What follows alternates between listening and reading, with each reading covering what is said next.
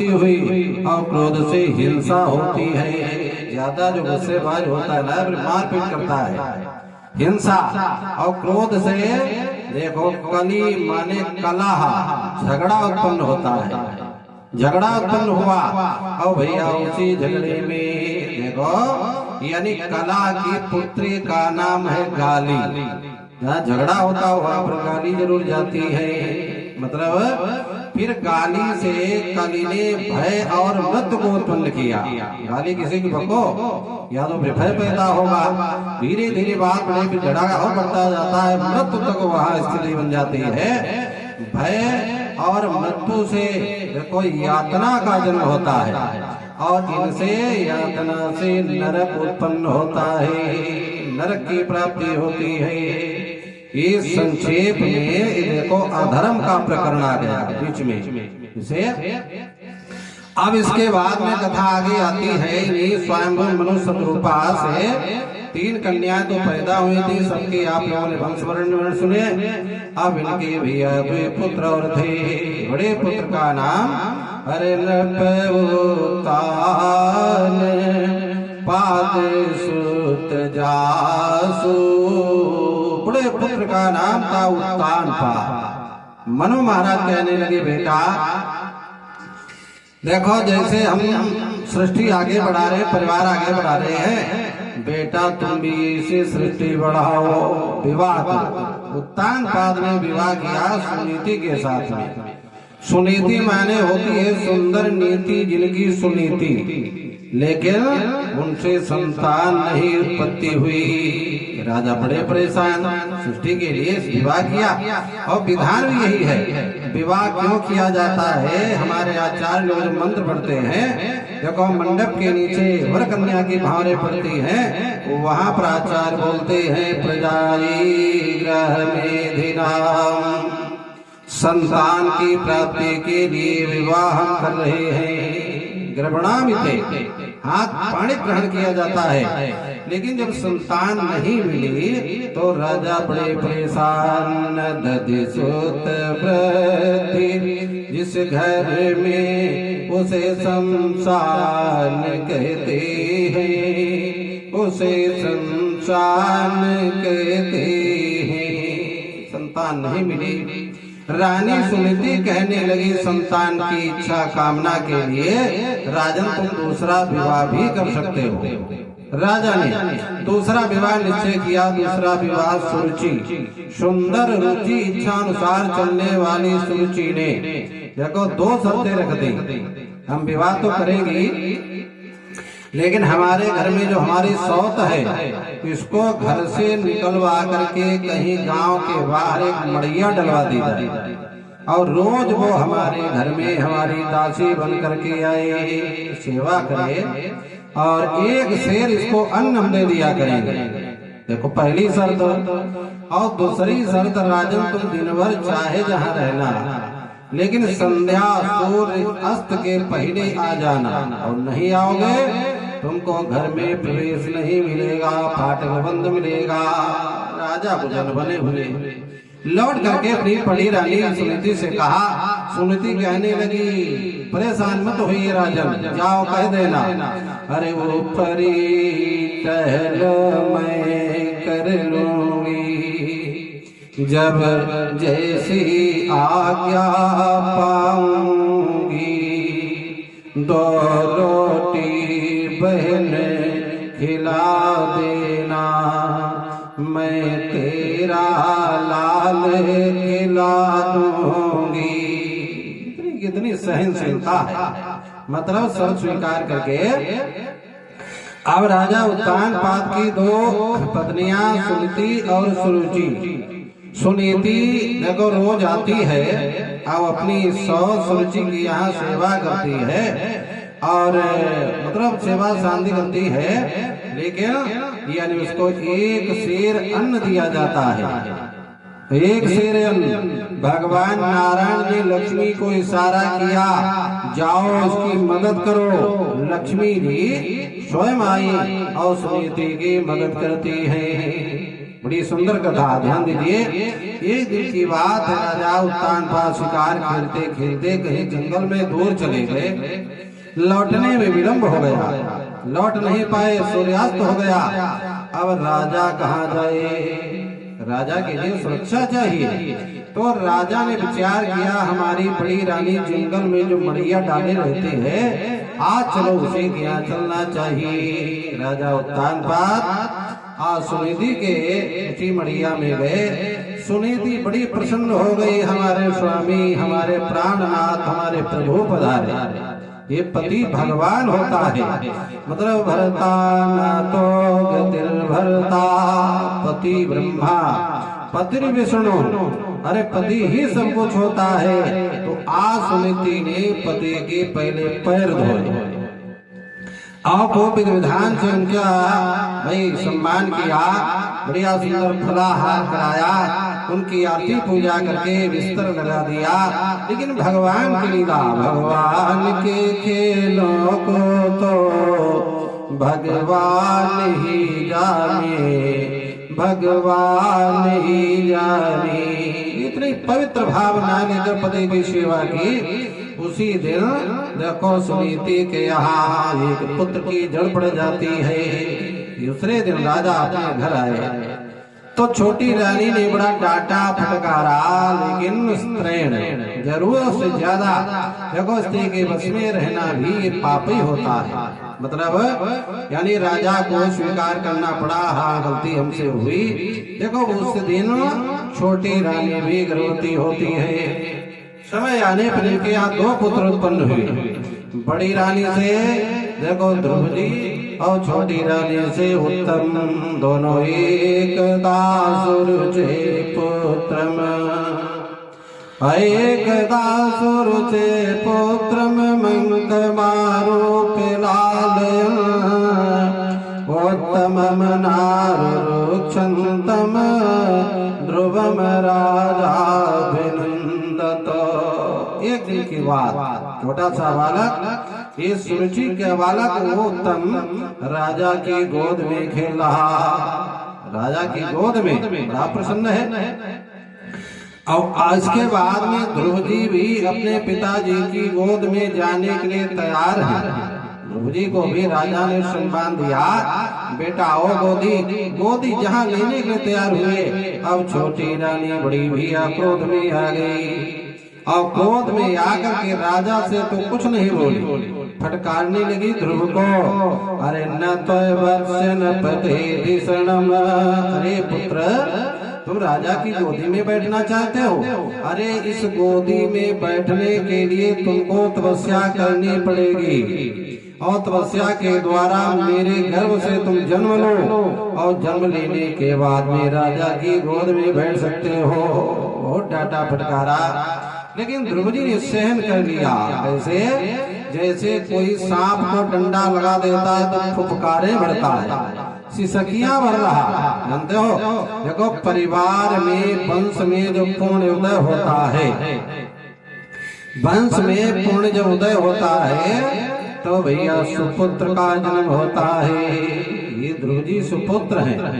ध्रुव ने सोचा कि मैं अपनी माता को बताएंगे तो हमको माता पिता की निंदा का पाप लगेगा, क्योंकि हमारी मौसी है, हमारे पिताजी हैं, इनकी बात जो बताएंगे तो निंदा तो होगी।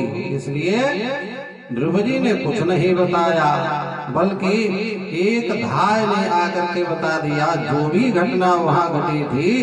तो आज सुनीति पहली बात तो दुखी हुई। सुनीति कहने लगी हमारे बेटे को राज मिले या न मिले, लेकिन संस्कार इसके अच्छे होने चाहिए। माता सुनीति में देखो कितने गुण हैं। आज माता शिक्षा दे रही है, आजकल की माताएं होती तुरंत बदला ले लेती, जानते हो, लेकिन माता क्या शिक्षा दे रही है? बेटा अरे ये देखो तुम्हारी जो मौसी ने, चाची या मौसी कह लीजिए, जो भी कहा है वो अच्छे ही कहा। बेटा तपसाराधि पुरुषम, माता ऐसी हो। मेरी देश की माता बहनों, तुम पे बड़ी जिम्मेवारी, हर घर को तुम स्वर्ग बना दो, हर आंगन को फुलवाड़ी, हर आंगन को फुलवाड़ी।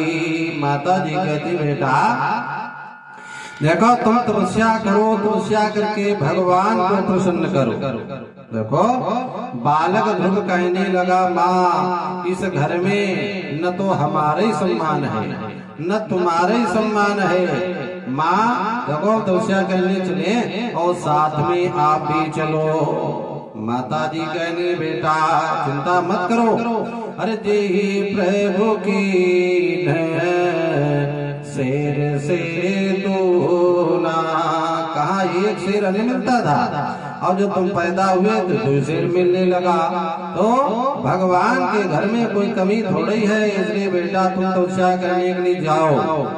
माता जी कहती बेटा हम तो देखो परवश है, हमारे पिताजी ने तुम्हारे पिता के हाथ में हमारा दान कर दिया, इसलिए हम तो परवश हैं। लिखा भी है अरे कहते विधि श्रेणी, अरे नारी जग माही पराधीन, सपने सुख नाही। हम तो परायधीन हैं हम, और लेकिन बेटा आप स्वतंत्र हो, क्यों परेशान हो रहे हो? तुम तपस्या के लिए एकांत में कहीं वनवास एक जंगल में प्रस्थान करो। लेकिन ध्रुव जी के मन में एक शंका है, ध्रुव जी के मन में शंका है कि हम अकेले जाएं जंगल। लेकिन माता समझाने लगी बेटा तुम अकेले नहीं जाओगे। जैसे भगवान राम को जब वनवास मिला, कैकेयी ने वनवास दिलवाया पिता के द्वारा, तो माता कौशल्या कहने लगी बेटा देखो माता का दर्जा पिता से 10 गुना ज्यादा होता है, इसलिए अरे जो केवल पितो आय सुताता तो जन जाओ जानी बड़ी माता। पिताजी ने कहा वनवास, लेकिन हम कह रहे हैं बेटा तुम नहीं जाओ। देखो माता का दर्जा स्थान बड़ा है, और जो पितु मातो माता पिता दोनों की सहमति हो, और जो पितु मातो कहो बन जाना तो कानन सत अवध समाना। माता पिताजी ने आदेश दिया है तो ये जंगल नहीं, ये 100 अयोध्या के समान तुमको सुख मिलेगा। और पितु बन देव, तुम्हारे वहां पिता होंगे बन देवता शंकर भगवान। अरे पितु बन देव मातु बन देवी, खग मृग चरण सरोवर सेवी। तुमको माता तुम्हारे बंदे माता देखो बन देवी, पिता बन देवता होंगे, और खग मृग जितने हैं सब तुम्हारी सेवा करेंगे। बेटा पहली बात तुम्हारे उधर से जन्म लिया, और तुमको जन्म लेना ही था भगवान से। कौशल्या माता कहती है कहाँ से आए? वैकुंठ वैभव सुखम परिहाय वत्स, सत्यम स्वयं दशरथालय मागतोषि, तत्रापि कैकेयी नरेंद्र सुता विहाय, मदभागिनी कथम त्वं जननी मकारुषि। आना था, कहाँ से आए? वैकुंठ तुमने छोड़ा, ये कितना उत्तम, यानी दिव्य लोक उत्तम अलौकिक विभूति जहाँ, ऐसा सुख धाम मेरे राम बिसराए क्यों। आना था मही में कहीं भी पुत्र आते तुम, और छोड़ कर विश्व को अवध और आए क्यों। अयोध्या में आए, सारा विश्व छोड़ कर गए, और अवधेश के ही घर आना था तो फिर हाय रे हमारे भाग्य, अरे भैरव भुलाए क्यों। औ कैकेयी नरेंद्र सुता, कैकेयी की कोख छोड़े। औ कौशिला अभागिन की कोख राम आए क्यों। धन्य है, आंसू बहा रही हैं। लेकिन बेटा तुम चिंता मत करना, तुम्हारे वहां किसी प्रकार से कोई परेशानी नहीं। पिता बन देवता, माता बन देवी होगी। धन्य है। देखो सुनीति ने कितनी बढ़िया शिक्षा दी। शिक्षे तुम्हारा आत्म शिक्षा देती है माता पिता। अरे माता पिता बालकन बुलावी, उदर भरई सोई धर्म सिखावही। लेकिन माता शिक्षा दे रही बेटा। देखो तुम्हारी भी माता, सौतेली माता ने तुमको डांट दिया है, लेकिन बेटा द्वेष नहीं मानना। द्वेष रख करके जो तपस्या भजन पूजन यज्ञ किया जाता है वो अधूरा होता है। जैसे कथा सुनी थी आप लोगों ने, दक्ष ने शंकर भगवान से द्वेष रख करके यज्ञ किया, पूरा ही नहीं हुआ। इसलिए बेटा देखो मान अपमान ये सब पूर्व जन्म से मिलते हैं, लेकिन ज्ञानी हंसते हंसते सहन कर लेता है दुखे। अरे सुख दुखे समय कृत्वा लाभा लाभ जया जय। इसलिए अपनी चाची मौसी को भी प्रणाम करके तुम प्रस्थान करो। सगी माता को प्रणाम किया। इधर चाची पत्थर दिल, बड़ी क्रोधी है, पत्थर दिल। लेकिन जब ध्रुव ने प्रणाम किया तो आशीर्वाद निकल गया, बेटा कल्याण हो, क्योंकि यहाँ रहेगा, हिस्सा मांगेगा। और जंगल में जब चला जाएगा तो पता नहीं लौटेगा कि नहीं लौटेगा, कब लौटेगा। मतलब इस प्रकार से आशीर्वाद दे दिया, बेटा कल्याण हो। देखो दो माताओं का आशीर्वाद लेकर के निडर ही ध्रुव जी प्रस्थान कर रहे हैं। जिनका प्रस्थान मंगलमय होता है उनको भैया संत महात्मा दर्शन देते हैं। कौन मिल गया? नारद जी मिल गए। और ध्रुव ने समझा ये नारद जी भगवान ही हैं, भगवान इतनी जल्दी थोड़े मिलते हैं। ध्रुव ने साष्टांग प्रणाम किया।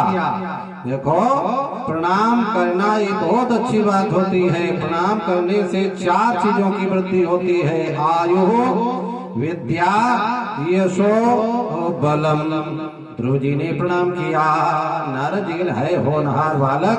ऐसे दोषीलो मातृदोषेण पितृदोषेण मूर्खता। माता के दोष से बालक दुष्ट बनता है और पिता के दोष से भैया बालक मूर्ख होता है। और जिनके वंश में कभी सत्यनारायण कथा ही नहीं हुई है, बताओ यज्ञ कैसे करवाएंगे? कृपणता, कंजूसी ये वंश का प्रभाव है।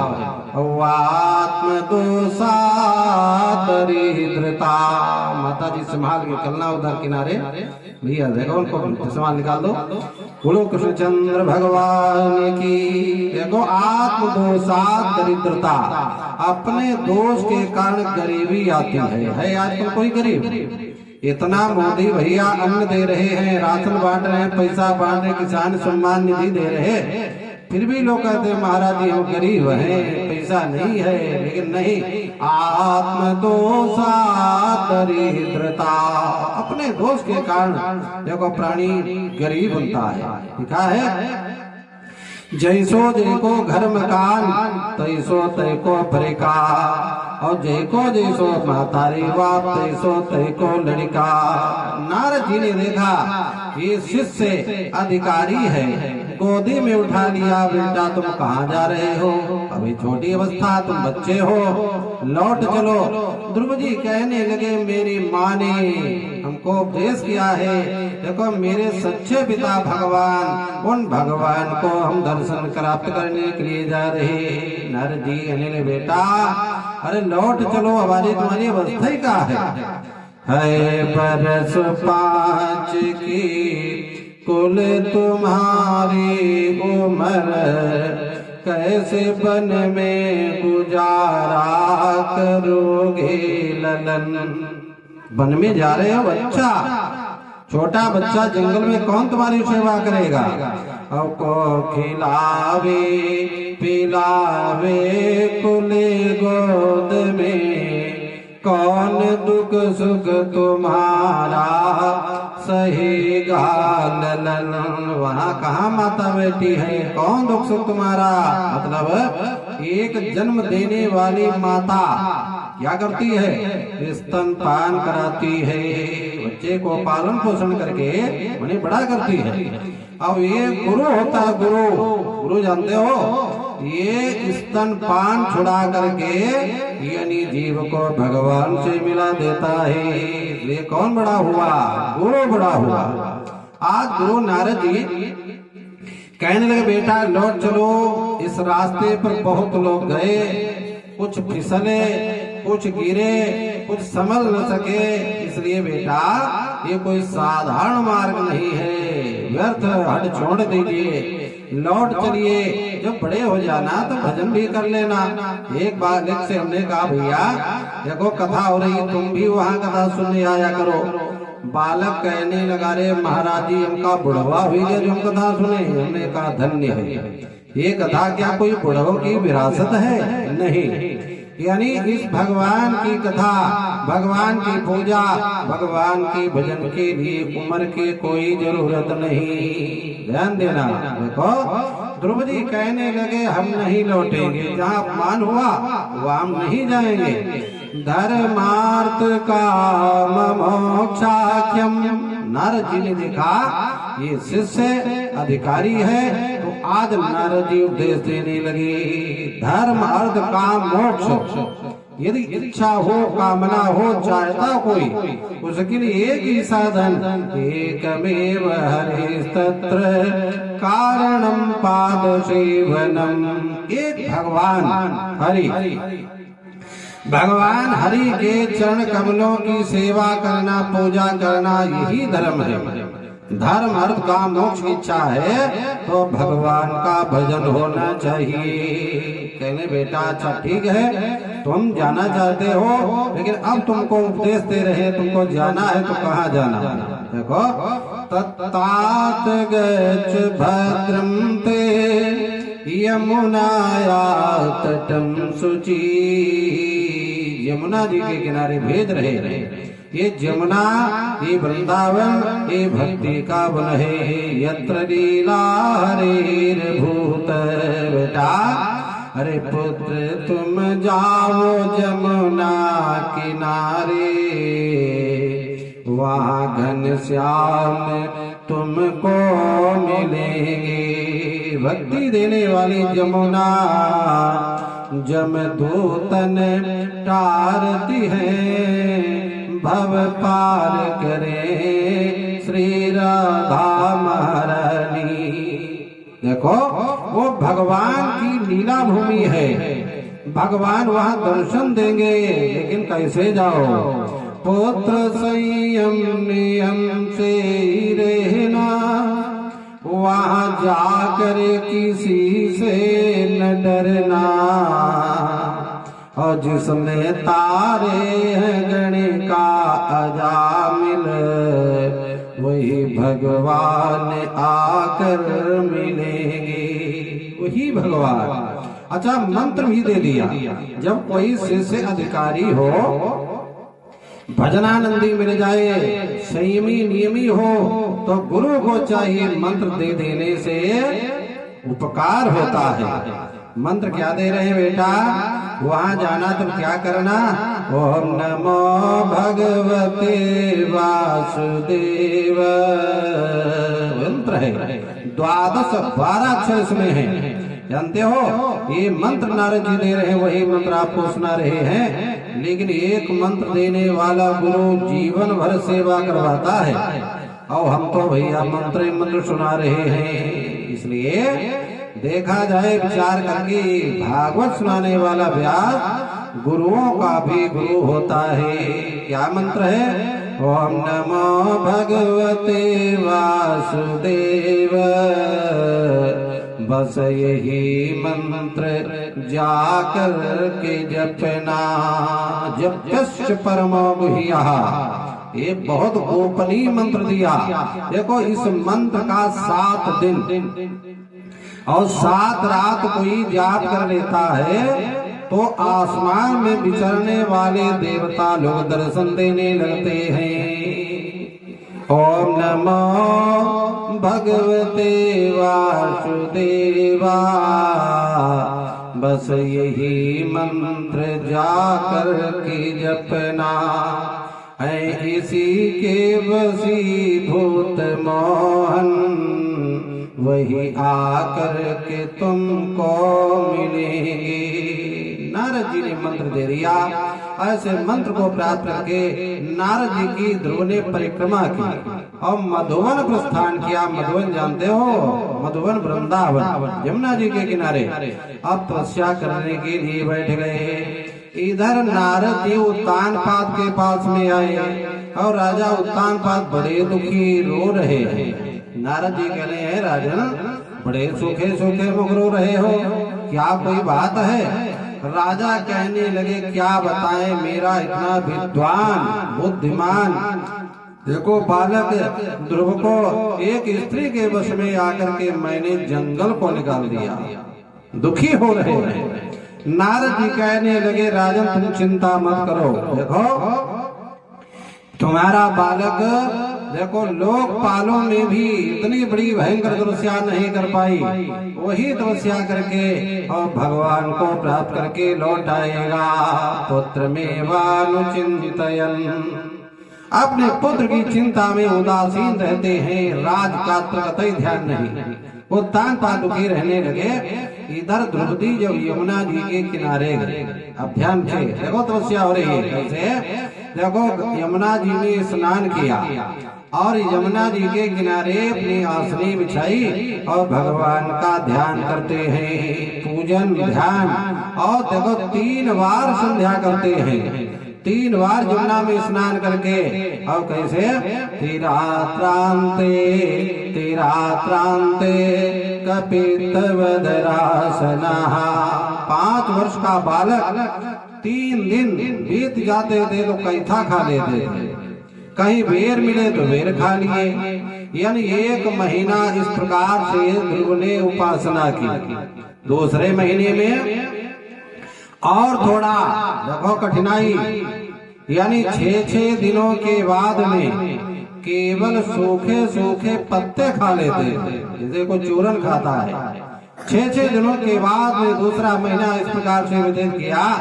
और तीसरे महीने में और कठिनाई, 9 दिनों के बाद में केवल अभक्ष, अब जानते पानी पी लेते थे। इसी उपासना हम तो कहते बड़े बड़े लोकपाल भी नहीं कर पाए। मतलब 4थे महीने में पानी पीना भी छोड़ दिया। 12 दिनों के बाद में केवल सांस लेते थे, सांस हवा पीते थे।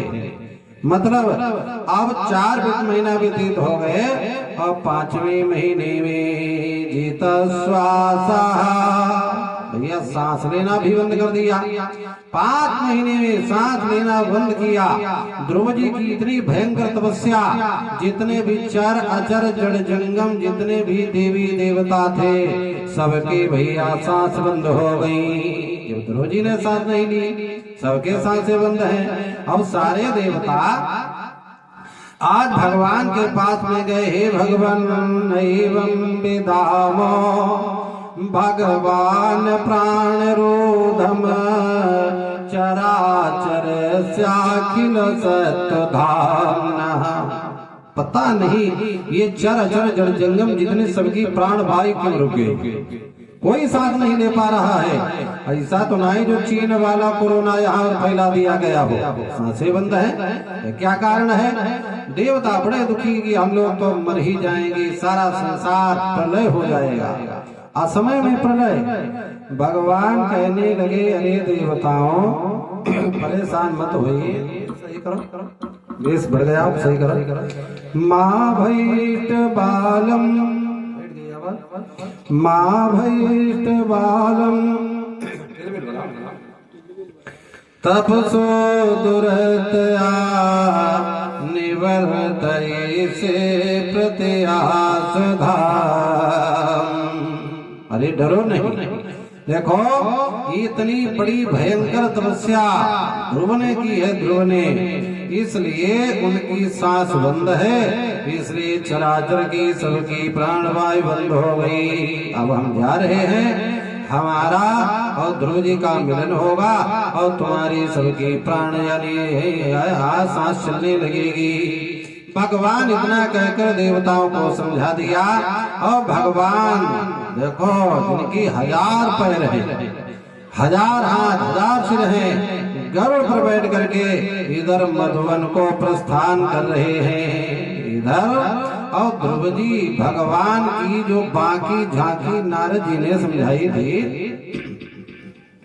भगवान कैसे होंगे, मधुरम मीठा, मधुर बदन, मधुर आंखें, मधुर होष्ठ, यानी ऐसे भगवान का जो भी उपदेश किया था उसी का ध्यान करते करते ध्रुव जी ध्याने ध्याने तद्रूपता बाकी झांकी देखो दर्शन कर रहे हैं।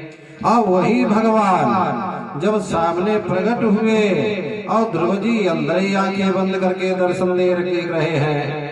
भगवान ने अपनी बाकी झांकी जब खींची तब मुनि कुलाई उठा तब कैसे और बिकल ही न मणि फणिवर जैसे।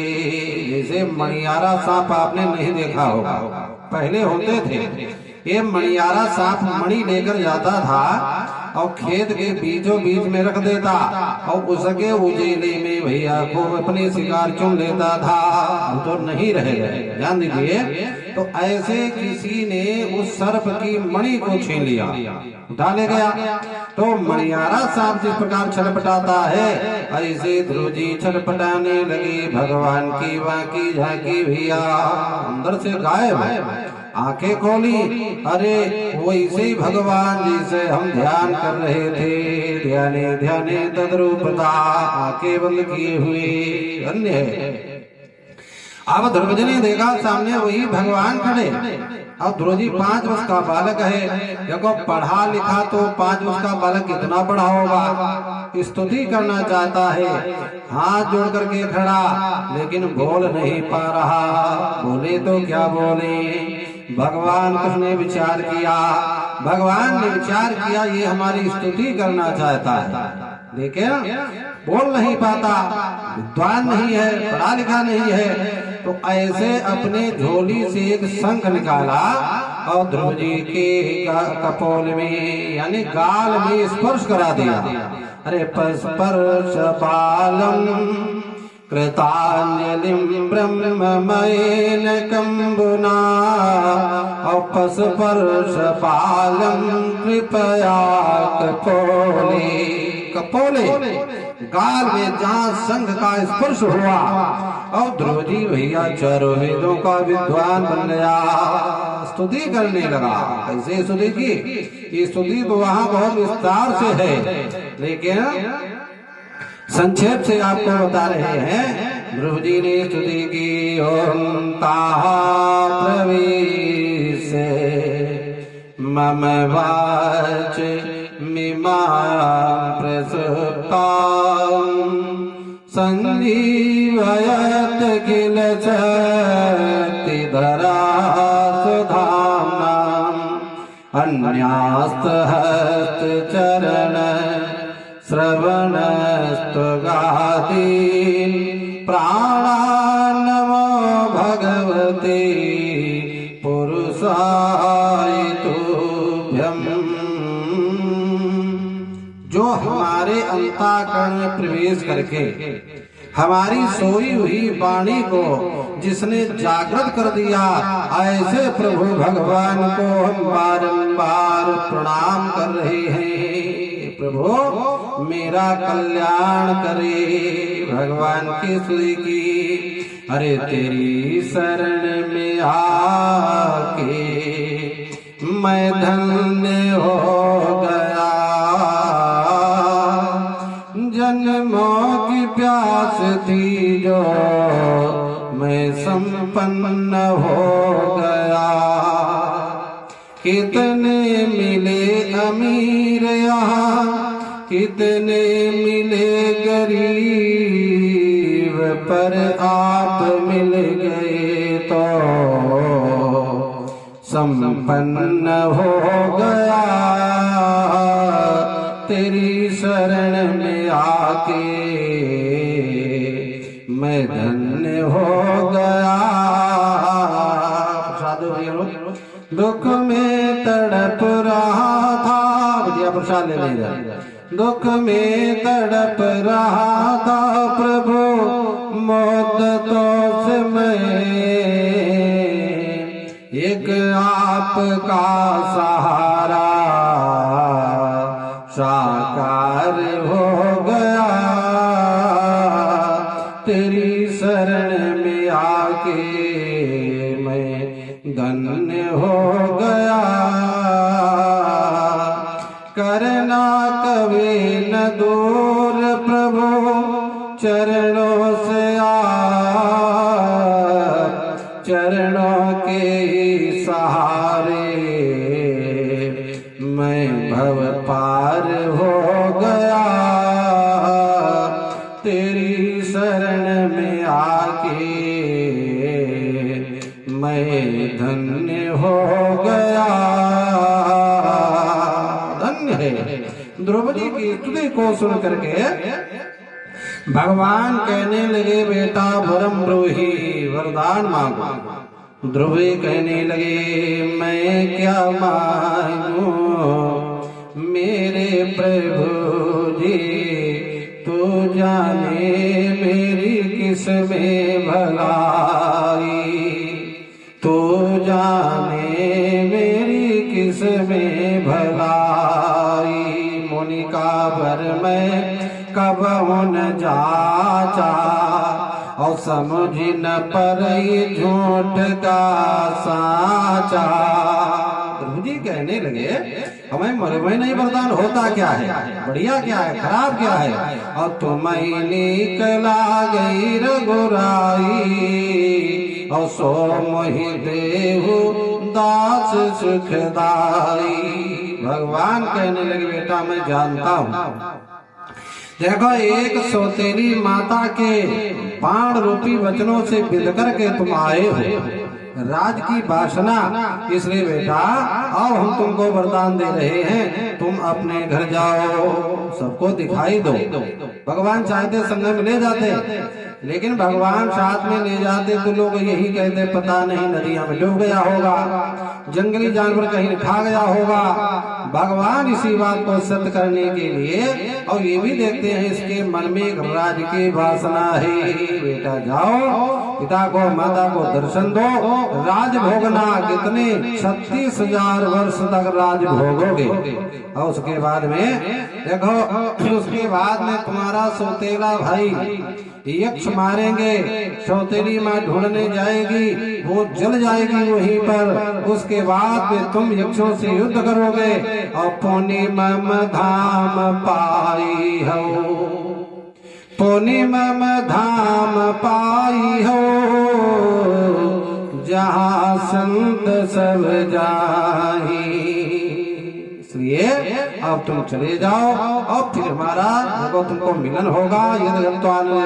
धाम परमम, यानी ध्रुव जी भगवान को प्रणाम करके प्रस्थान कर रहे हैं, लेकिन मन में ये भावना बनी है कि एक तुच्छ राज की हमने कामना की, अरे भगवान मिल गए और भगवान को छोड़ करके मैंने तुच्छ राज की कामना की, इतना बड़ा देखो हमको घाटा। अरे नर तन पाई विषय मन दे, और करते डारी परस मन दे। मनुष्य शरीर प्राप्त करके भगवान को प्राप्त करना बहुत दुर्लभ, लेकिन हमको मिल गए और हमने वो प्रभु को छोड़ करके राज की कामना की। जा रहे हैं, लेकिन राजा ने सुना कि हमारा वही बालक 6 महीना पहले जिसको हम निकाला था लौट करके आ रहा है। तो राजा ने भैया बढ़िया सुंदर सड़कें बहारी, सड़कें झाड़ू लगवाई गई, झंडे लगाए गए, तोरण और सड़कों पर खूब इतर सुगंधित तेल छिड़का गया। जैसे आपके गांव में कोई प्रधानमंत्री राष्ट्रपति आ जाता है, खूब तैयारी होती है। इसी प्रकार ध्रुव जी को प्राप्त करने के लिए पालकी लेकर के राजा देखो अगवानी करने के लिए चल पड़े। आपके समझ में क्या आया? देखो कुत्ता तो दर दर फिरे, दूर दूर काहे सब लोग। कुत्ता दरवाजे दबाए जाते हैं, सब लोग भगाते हैं, लेकिन ये कई दर को जो ही रहे, दूर दूर कहा इनको। एक केवल कर रहो, एक मालिक होगा तो कुत्ते को भगाएगा नहीं, कोई सम्मान मिलेगा। देखो संसार में आप लोग जाते होंगे बहुत बड़े बड़े, देखो आजकल चुनाव का माहौल, वोट मांगने जाते हो, भैया हमको वोट देना, हाथ जोड़ते हो, लेकिन फिर भी हार मिल जाती है। लेकिन भगवान जिस पर कृपा करते हैं लोग पीछे पीछे दौड़ने लगते हैं और कहते हैं भैया कुटुम तो हाई है।